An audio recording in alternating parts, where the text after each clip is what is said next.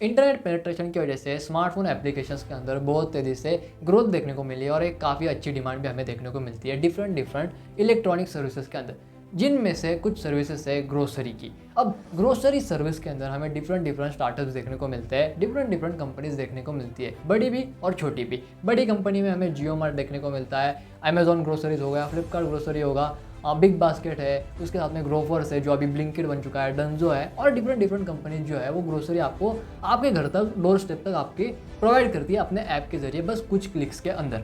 But कोविड-19 के outbreak के बाद एक नई कंपनी आती है जो इस पूरे मार्केट को पेनिट्रेट करती है एक तरीके से, और पूरे इस मार्केट के अंदर एक हड़कंप सी मच जाती है। सारी कंपनियों को ये कंपनी फोर्स करती है कि तुम भी 10 मिनट के अंदर ही डिलीवरी करके दिखाओ। आज इस वीडियो में हम ज़ेप्टो के बारे में बात करने वाले हैं। ज़ेप्टो आज के डेट में बहुत तेज़ी से ग्रोथ कर रहा है। क्विक कॉमर्स बिजनेस मॉडल के अंदर ये कंपनी काफ़ी तेज़ी से बढ़ रही है और 10 मिनट के अंदर डिलीवरी दे के कंपनी के अंदर 200% की मंथ ऑन मंथ ग्रोथ के साथ 78% का कस्टमर रिटेंशन देखने को मिल रहा है, जो कि इस सेक्टर के अंदर बिल्कुल भी देखने को नहीं मिलता है। कैसे इतनी अच्छी ग्रोथ ज़ेप्टो लेके आया, उसके बिजनेस मॉडल, बिजनेस चैलेंजेस और बिजनेस स्ट्रेटेजीज के बारे में इस वीडियो में डिस्कस करेंगे। मेरा नाम है ऋषिकेश टोमरे, आप देख रहे हैं मास्टर एंटरप्रेन्योरशिप।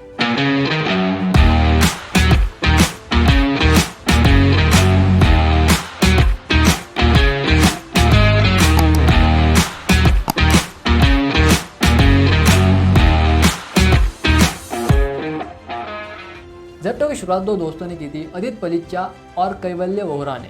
ये दोनों पहले स्टैनफोर्ड के अंदर पढ़ते थे, बिजनेस के अंदर इनको काफ़ी ज़्यादा इंटरेस्ट था, तो इन्होंने डिसाइड किया क्यों ना हम ड्रॉप आउट करते हैं, इंडिया जाते हैं, घर जाते हैं और इंडिया के अंदर जो भी बिजनेस प्रॉब्लम है ना उन्हें सॉल्व करते हैं और अपना स्टार्टअप वगैरह जो है वो बनाते हैं। जब ये इंडिया में आते हैं तब कोविड-19 का आउटब्रेक स्टार्ट हो जाता है, लॉकडाउन वगैरह पड़ जाता है, और ये देखते हैं तो क्या एक बहुत बड़ी अपॉर्चुनिटी ये कि इंडिया की ग्रोसरी मार्केट की। इंडिया का ग्रोसरी मार्केट बहुत बड़ा है और जिस हिसाब से कोविड-19 के अंदर ग्रोसरीज की डिमांड बढ़ी थी ना, कोई भी स्टार्टअप उन ग्रोसरीज के डिमांड को ठीक से फुलफिल नहीं कर पा रहा था, और जो फुलफिल कर पा रहे थे ना वो टाइमली डिलीवरीज नहीं दे रहे थे। तो इन्होंने डिसाइड किया क्यों ना हम क्विक कॉमर्स का बिजनेस मॉडल जो अमेरिका वगैरह में काफ़ी ज़्यादा फेमस है उसे इंडिया में लाते हैं और ज़ेप्टो जैसी कंपनी बनाते हैं जो 10 मिनट के अंदर ग्रोसरीज को जो है वो डिलीवर कर पाएगी, और इन सारे कंपनीज का एक तरीके से मार्केट शेयर जो है वो हम एक तरीके से खा लेंगे। बट बिजनेस करना आसान नहीं होता, बिजनेस के अंदर आपको चैलेंजेस जो है वो फेस करनी पड़ती है।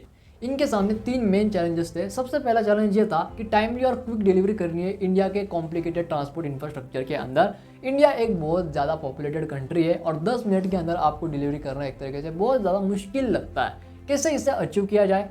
सेकेंड चैलेंज, बड़ी रेप्यूटेड कंपनीज है ना, उनका एक अपना कस्टमर बेस है, हमें उस कस्टमर बेस को तोड़ना है। और तीसरा, डिस्काउंट ज़्यादा नहीं देने हैं और रिपीटेड कस्टमर्स को बढ़ाना है। ये 3 चैलेंजेस कंपनी के सामने शुरुआत में थे। इन्हें कंपनी ने अपने बिजनेस मॉडल और बिजनेस स्ट्रेटजी से बहुत आसानी से सॉल्व किए, जो काफ़ी इंटरेस्टिंग है। कंपनी जो है वो ultimately quick commerce business model को फॉलो करती है।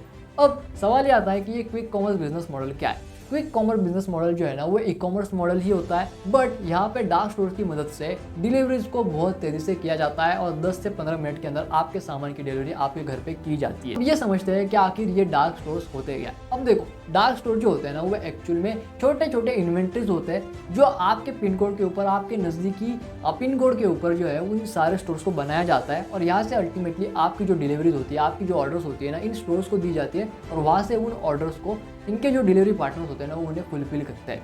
अब ज़ेप्टो ये स्टोर्स को बनाता कैसे है? इसके लिए ज़ेप्टो बेसिकली हबस्पॉट नाम की कंपनी का इस्तेमाल करता है जो डार्क स्टोर मेंटेन करने में और बनाने में हेल्प करती है। उसी के साथ साथ ज़ेप्टो क्या करता है, अपने ऐप के डेटा फीचर्स का इस्तेमाल करता है। जैसे आप अगर ज़ेप्टो के ऐप डाउनलोड करते हो और आपको देखता है कि ज़ेप्टो जो है वो आपके एरिया में इनेबल नहीं है, तो वो आपको आपकी लोकेशन पूछता है, आपको पिन कोड के बारे में पूछता है। आप जैसे ही आपके पिन कोड और लोकेशन के बारे में ज़ेप्टो को बोलते हो तो उसका एक डेटा सेट क्रिएट होता है। उस डेटा सेट से अल्टीमेटली कंपनी को पता चलता है कि उन्हें कौन से पिन कोड के ऊपर अपना डार्क स्टोर सेटअप करना चाहिए और कौन से पिन कोड के ऊपर सेटअप नहीं करना चाहिए। कंपनी की सबसे पहली बिजनेस स्ट्रेटेजी है वो है बल्किंग स्ट्रेटेजी, जो कंपनी ने बड़े ब्रांड्स के जो कस्टमर्स है, जोमेटो के कस्टमर्स हो गए, बिग बास्केट के, ग्रोफर, जियो मार्ट, इनके जो कस्टमर्स थे ना, इन्हें तोड़ने के लिए इस्तेमाल किया। वो थी बल्किंग स्ट्रेटेजी। यहाँ पे कंपनी बड़े लेवल पे डिस्काउंट देती है। अब ये बल्किंग स्ट्रेटेजी एक्चुअल में वर्क कैसे करती है मैं आपको समझाने की कोशिश करता हूँ। एक किराना दुकान वाला है, उसे अल्टीमेटली 10 बासमती की राइस के जो पैकेट्स है ना 1 किलो के वो चाहिए। तो नॉर्मल डिस्ट्रीब्यूटर को जब वो ऑर्डर देता है 10 पैकेट के लिए, तो नॉर्मल उसकी एमआरपी अगर समझ लेते हैं 55 रुपये, तो वो ऑर्डर उसे जो है वो उसकी जो कॉस्ट आती है वो उसे 50 रुपये या फिर 48 रुपये के आसपास आती है। यानी कि उसके ऊपर उसको 5 रुपये नहीं तो 7 रुपये का मार्जिन होता है एक आम किराने वाले को। तो जेप्टो यहाँ पे क्या करता है, जेप्टो शुरुआत में एक बड़े लेवल पे अपनी इन्वेंट्री बनाता है, वहाँ पे वो बहुत बड़े स्केल पे माल को ऑर्डर करता है। यानी कि एक नॉर्मल किराना वाला 10 पैकेट बासमती ऑर्डर करता है, वही जेप्टो 10,000 पैकेट्स को ऑर्डर करता है। बाद में उन पैकेट्स को उनके डार्क स्टोर्स के अंदर शिप किया जाता है, वहाँ पे इनको स्टोर किया जाता है, और जब भी कस्टमर की ऑर्डर्स आती है वहाँ से इनको जो है वो फुलफिल किया जाता है। अब यहाँ से अल्टीमेटली कंपनी का फ़ायदा ये होता है कि जो नॉर्मल किराना वाले को 55 रुपये का बासमती राइस 48 रुपये में, यानी कि 7 रुपये का उसके ऊपर उसको मार्जिन मिल रहा है, वही सिमिलरली जेप्टो को जो है वो 30 से 35 रुपये के कॉस्ट के अंदर मिलता है। जेप्टो उसे जो है वो 45 से 50 रुपये के ऊपर जो है अपने प्लेटफॉर्म के ऊपर जो है वो बेचता है, जिसके वजह से कस्टमर क्या देखता है कि भैया हाँ ये डिस्काउंट भी दे रहा है, प्लस यहीं पे आती है सेकेंड स्ट्रेटेजी, वो है अल्टीमेटली यूज़र अटेंशन। अब यहाँ पे होता ये है कि देखो, अब कंपनी ने ये तय किया है कि भैया अल्टीमेटली उसे जो है वो XYZ कस्टमर, XYZ कंपनी है उसका कस्टमर तोड़ना है, जिसके लिए उसने अल्टीमेटली बहुत ज़्यादा डिस्काउंट्स बनाए हैं, बल्कि स्ट्रेटेजी का इस्तेमाल किया है। बट कस्टमर जब आएगा तो उसे हमें अब लॉयल बनाना है। तो यहाँ पे कंपनी जो है वो आपके अटेंशन और क्यूरियोसिटी के साथ खेलती है, उसके ऊपर जो है वो अटैक करती है। नॉर्मली इंडिया के अंदर जेप्टो आने से पहले जो फूड डिलीवरी होती थी वो काफ़ी तेज़ी से होती थी, 45 मिनट के अंदर जो है होती थी। लेकिन जो ग्रोसरी की जो डिलीवरी हुआ करती थी ना, उसके लिए 2 से 3 घंटे लगते थे। पहले ये टाइम जो था ना वो 3 से 4 दिन का था, बाद में रिड्यूस होकर 1 से 2 दिन के अंदर आ गया, बाद में और रिड्यूस होकर 1 दिन में आ गया, फिर 1 दिन से जो है वो 2 से 3 घंटे के ऊपर आ गया, और जेप्टो ने इसे जो है वो 10 से 15 मिनट में ले लिया। बिग बास्केट जो इस पूरे सेक्टर के अंदर बहुत बड़ा प्लेयर है, यहाँ पे 1,80,000 से भी ज़्यादा ऑर्डर्स डेली होती है, उस स्टार्टअप के बहुत ज़्यादा ऑर्डर्स जेप्टो ने जो है वो एक तरीके से छीन लिए। कैसे? आपके अटेंशन के थ्रू। जैसे आप अगर आपको सेम डिस्काउंट जेप्टो प्रोवाइड कर रहा है और सेम उसी प्रोडक्ट के ऊपर डिस्काउंट जो है आपकी ग्रोसरी के ऊपर जो है वो बिग बास्केट भी प्रोवाइड कर रहा है, बट बिग बास्केट आपको बोल रहा है कि जो डिलीवरी होगी ना वो 2 से 3 घंटे के अंदर होगी, और वही जेप्टो आपको बोल रहा है कि डिलीवरी जो होगी ना वो 10 से 15 मिनट के अंदर होगी। अल्टीमेटली आप जो है वो 10 से 15 मिनट वाले के पास जाओगे। क्यों?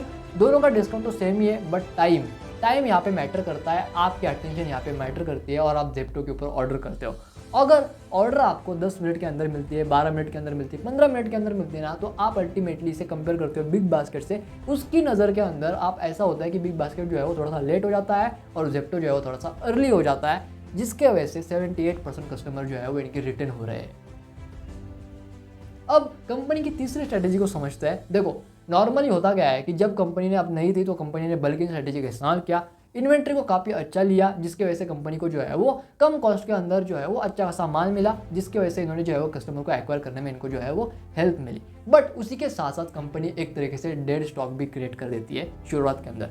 अब वो जो डेड स्टॉक होता है ना, वो होता क्या है, वो एक ऐसी इन्वेंट्री होती है जहाँ पे आपका कैश जो है एक तरीके से ब्लॉक होता है, वो प्रोडक्ट बिकते ही नहीं है। अब ऐसे प्रोडक्ट आपको अगली बार ना लेने पड़े, उसके लिए आपको डेटा ड्रिवन मॉडल का इस्तेमाल करना पड़ता है। डेटा ड्रिवन अप्रोच एक स्ट्रेटेजी होती है, इसे बिजनेस मॉडल के रूप में भी इस्तेमाल किया जाता है। कुछ लोग इसे क्लस्टर बेस्ड अप्रोच कहते हैं, कुछ लोग उसे डेटा ड्रिवन मॉडल कहते हैं, और कुछ लोग इसे डेटा ड्रिवन अप्रोच भी कहते हैं। यहाँ पे होता ये है कि यहाँ पे आपको पता चल जाता है कि आपको कौन सा स्टॉक रखना चाहिए और कौन सा स्टॉक जो है वो नहीं रखना चाहिए। इससे वजह से आपको अल्टीमेटली हेल्प मिलती है कि आप ये फाइंड आउट कर सकते हो कि आपको कौन सा प्रोडक्ट रखना है और कौन सा प्रोडक्ट नहीं रखना है। कैसे? एग्जाम्पल के रूप में समझाता हूँ। देखो, होता क्या है कि एक पिन कोड के ऊपर 10,000 बासमती राइस के पैकेट हर महीने जो है वो बिकते हैं। XYZ पिन कोड है, 41111046 नाम का एक पिन कोड है, वहाँ पे जो है वो हर महीने 1000 बासमती राइस के पैकेट जो है वो बिकते हैं। अब जेप्टो को ये मालूम है कि इस पर्टिकुलर पिन कोड के ऊपर 1000 बिकते हैं, इस पर्टिकुलर पिन कोड के ऊपर 10,000 बिकते हैं, ऐसे करके जो है वो जेप्टो के जो है वो हर महीने के अंदर 30,000 जो है वो बासमती राइस के पैकेट जो है बिकते हैं। अब यहाँ पे जेप्टो क्या करेगा? जेप्टो अल्टीमेटली अपने डेटा ड्रिवन मॉडल का इस्तेमाल करेगा और अगली बार बासमती राइस के जो पैकेट्स हो गए ना, उसे 30,000 के रूप में नहीं मंगाएगा, बल्कि उसे 60,000 के रूप में मंगाएगा, यानी कि उसकी वॉल्यूम को डबल कर देगा।